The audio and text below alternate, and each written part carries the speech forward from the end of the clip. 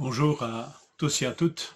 Quelle joie de s'être revus hier pour ce premier culte depuis de longs jours, de longues semaines et de longs mois de séparation. J'aimerais partager avec vous la lecture de ce jour, pas la totalité du chapitre, mais voilà, c'est quelques versets tirés d'un Chronique 16. Quand il eut fini, c'est-à-dire quand David, eut fini d'offrir les holocaustes et des sacrifices de communion ou de reconnaissance, David bénit le peuple au nom de l'Éternel. Puis il distribua à tous les Israélites, hommes et femmes confondus, à chacun un pain, une portion de viande et un gâteau de raisin.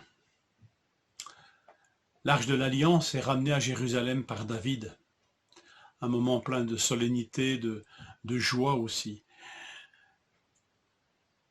Mais avant toute chose, le roi a bien soin d'offrir des holocaustes et des sacrifices d'action de grâce à cette occasion. Alors, rappelons-nous que l'Holocauste est ce sacrifice où toute la victime est offerte à Dieu, sans aucune part pour ceux qui offrent, ni pour les prêtres. C'est un signe de consécration totale à Dieu, et c'est ainsi qu'est vu le sacrifice de Christ à la croix.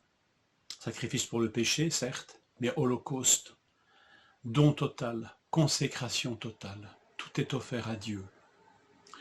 Et ce sacrifice, cet holocauste que Christ a offert, est pour nous d'une grande importance.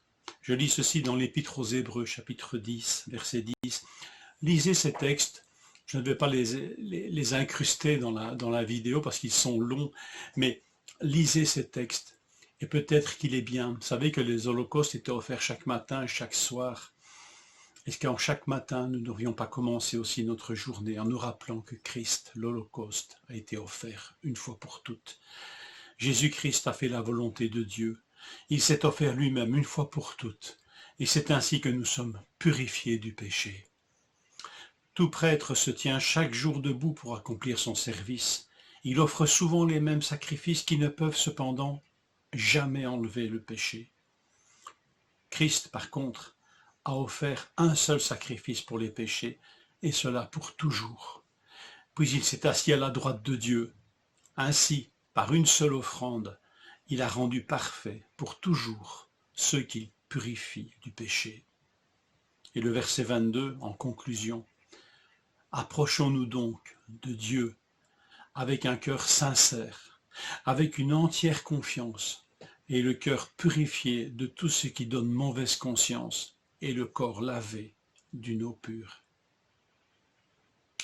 Christ s'est offert une fois pour toutes dans cet holocauste, consécration totale, offrande totale.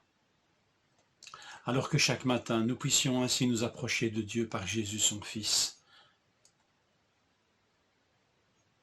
Le cœur lavé d'une mauvaise conscience, le corps lavé d'une eau pure.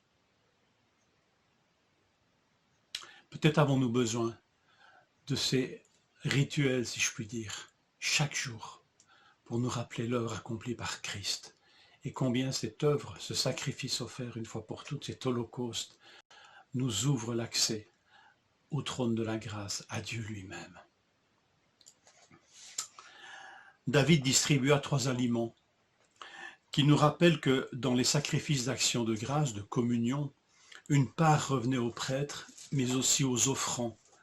Et ceux qui offraient ce sacrifice le mangeaient devant Dieu en le partageant. En partageant, c'est donc la viande ici, et aussi ce qui accompagnait cette viande, ils le partageaient généreusement en présence de Dieu. Et c'est ce que fait David ici. Il offre des sacrifices d'action de grâce et il distribue à chacun et chacune une part de ce sacrifice.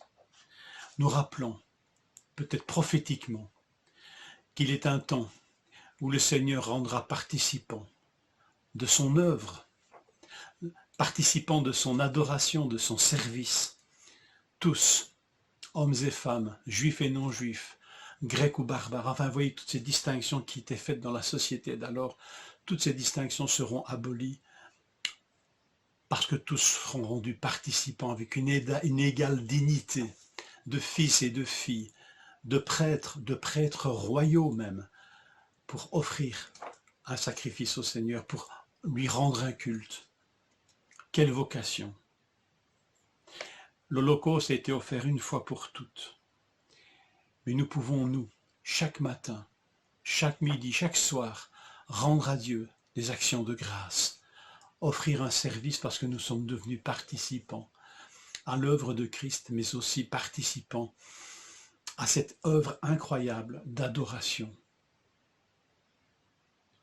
de Christ, de Dieu. Voici ce mystère. En étant unis au Christ par la bonne nouvelle, ceux qui ne sont pas juifs reçoivent en partage les mêmes biens que les juifs, ils font partie du même corps et ils participent à la même promesse, participant d'une manière égale.